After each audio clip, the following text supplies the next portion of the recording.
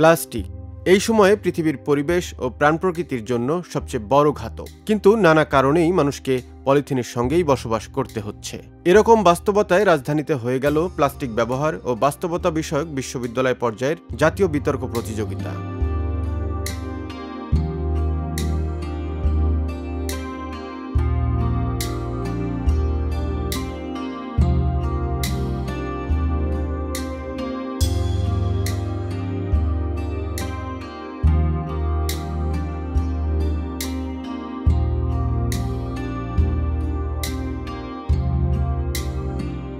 আমরা প্রায় 64টি team registration পেয়েছি এবং এই যে বিপুল সাড়া এবং তারুণ্যের যে উদ্দীপনা, পরিবেশ প্লাস্টিকের মতো একটি বিষয় নিয়ে জানবার বলবার, সেটি আসলে আমাকে খুব আপ্লুত করেছে এবং আপনারাই আসলে এই পুরো আয়োজনের প্রাণ ছিলেন।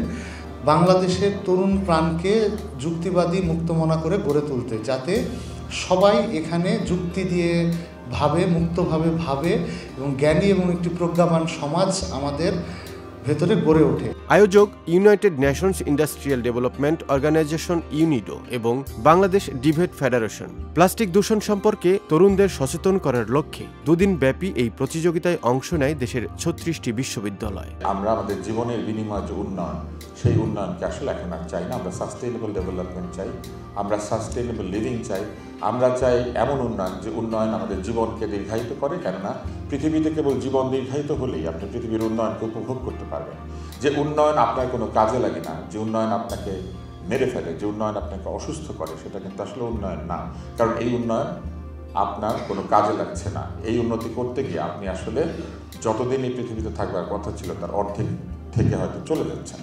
প্রতিযোগিতার শেষ দিনে কর্মশালায় অংশ নেন 3 শতাধিক শিক্ষার্থী। ফাইনালে উত্তীর্ণ হয় জাহাঙ্গীরনগর বিশ্ববিদ্যালয়ের 2টি দল। চ্যাম্পিয়ন হয় জাহাঙ্গীরনগর বিশ্ববিদ্যালয় debate organization, runners up Jahangirnagar বিশ্ববিদ্যালয় ডিবেটিং সোসাইটি, আর ফাইনালের সেরা বিতর্কিক বিজয়ী দলের প্রাপ্তি দেয় তাপসী।